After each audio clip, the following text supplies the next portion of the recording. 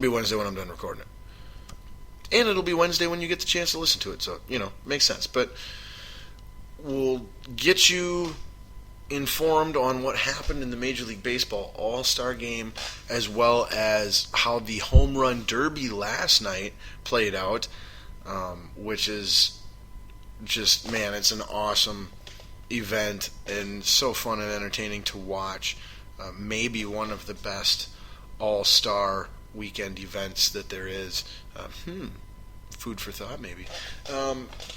As well as taking a look at the standings as they, sit here at the All-Star break, the halfway point of the Major League Baseball season, and take a peek in at your Twins, who have finally got some young call-ups that we've been hoping to get production out of for a while, finally looking like they're actually,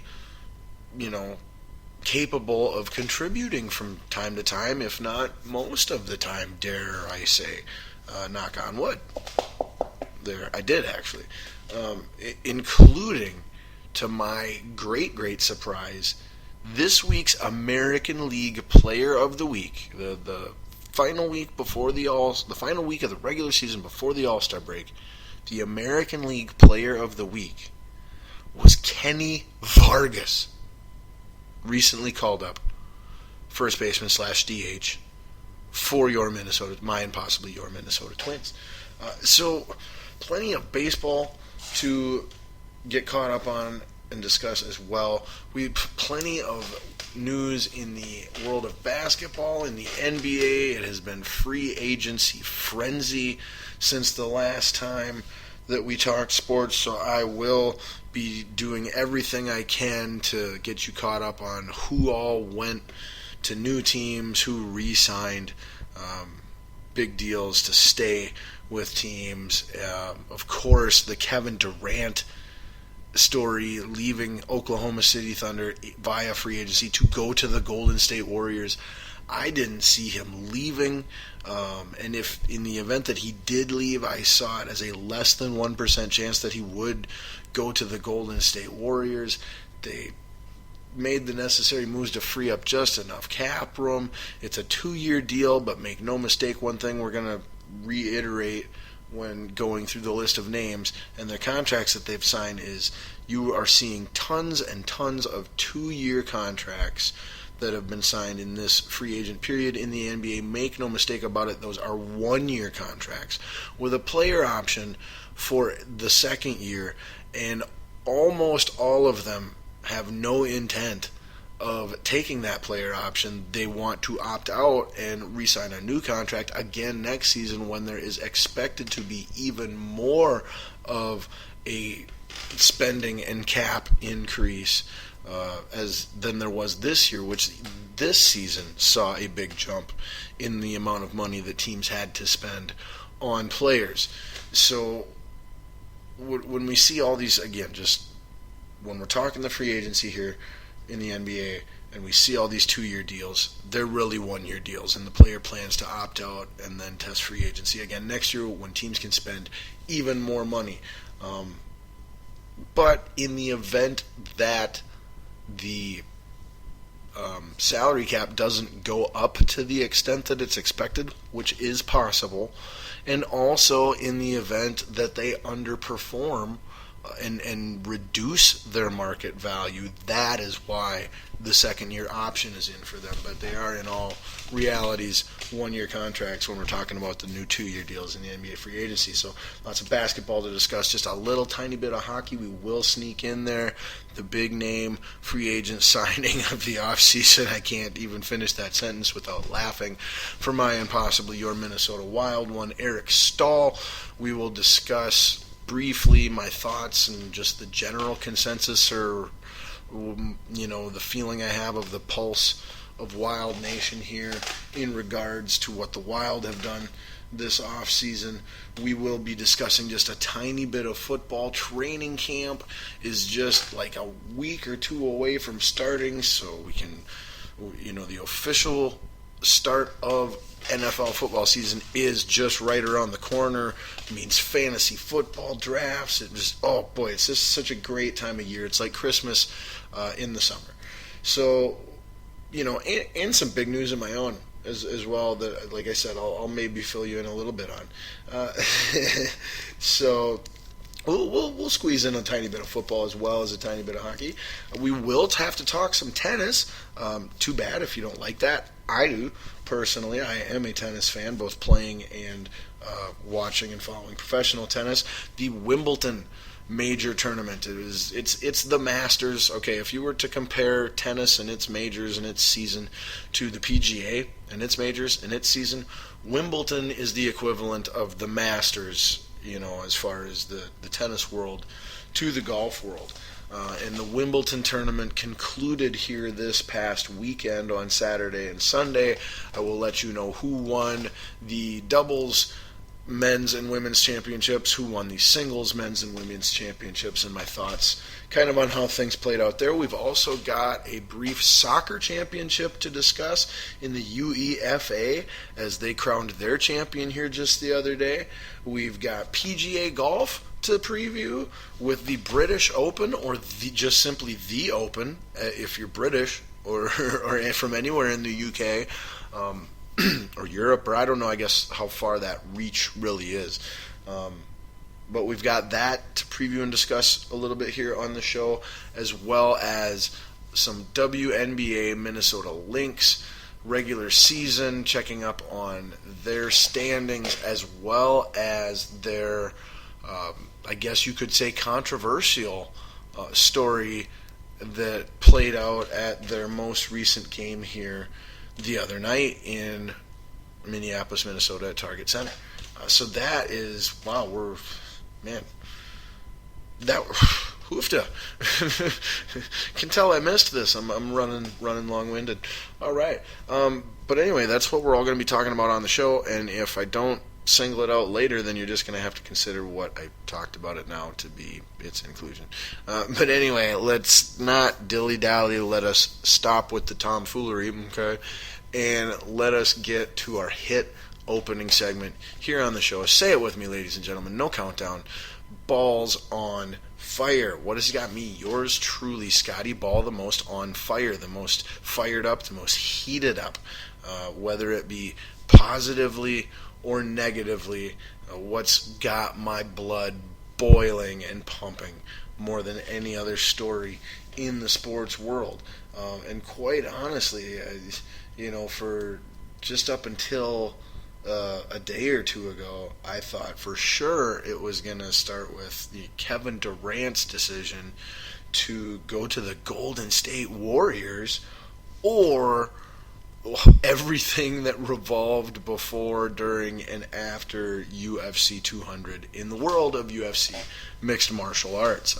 It was just absolute historical chaos for a couple days before the fight, starting on Wednesday after the weigh-ins, a few hours after the official weigh-ins, leading up until the event itself, then the event itself, which was...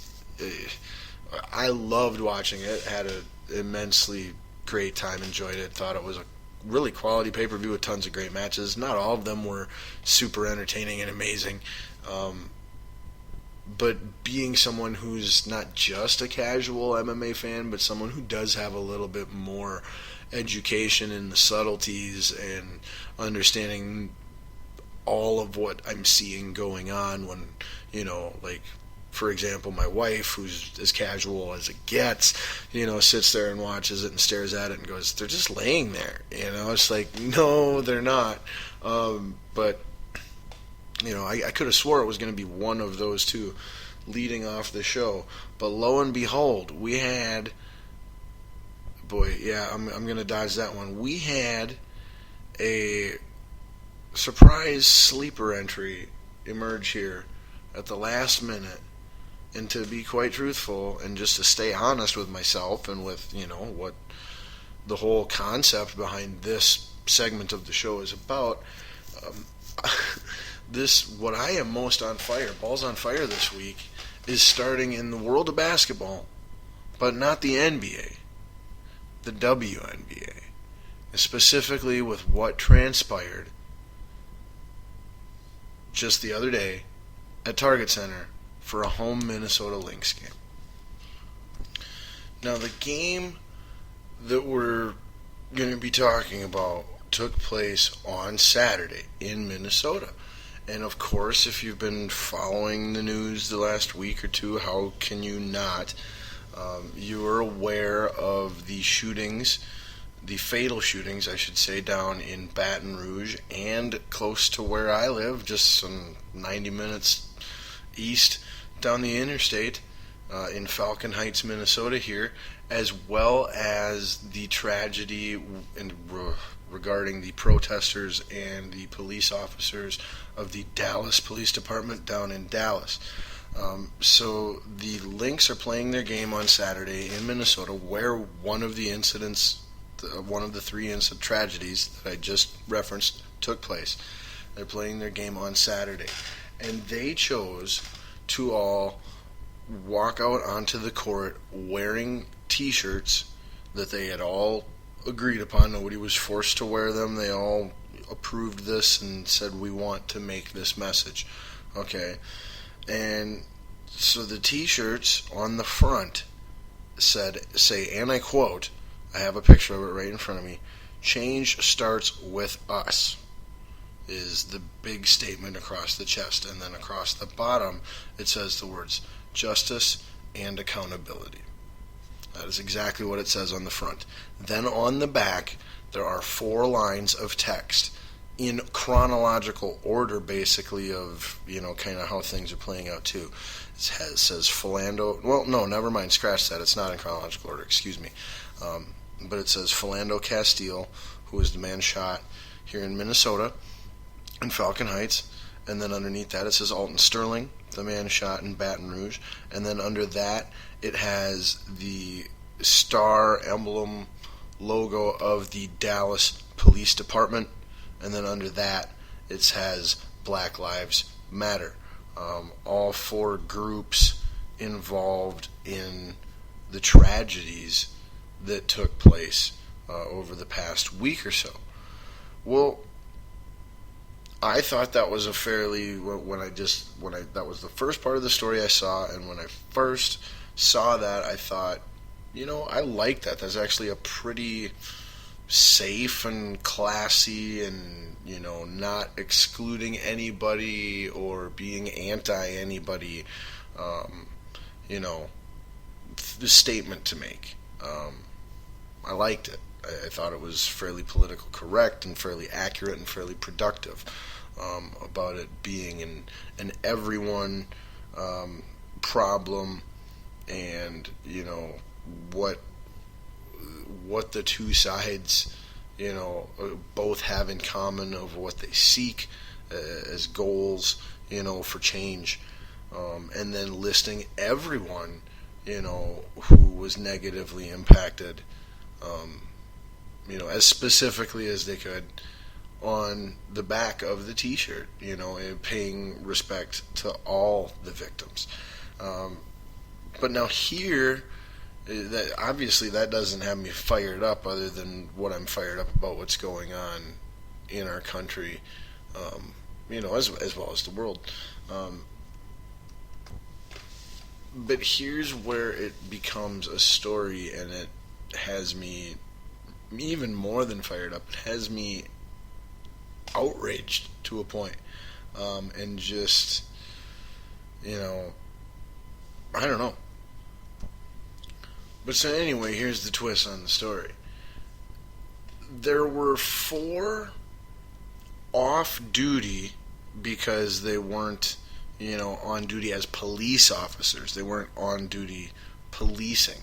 But there were 4 off-duty police officers from, I believe it was the Minneapolis Police Department, at the game, attending the game, working security for the game. It was just the 4 of them. They had 4 security guards working the game, and all 4 of them were police department members, I believe, of the Minneapolis Police Department, maybe St. Paul Police Department, or some combination. But anyway, Twin Cities PD. And when they saw, but okay, anyways, jumping one step ahead. But so while they were in attendance in the game, off duty, not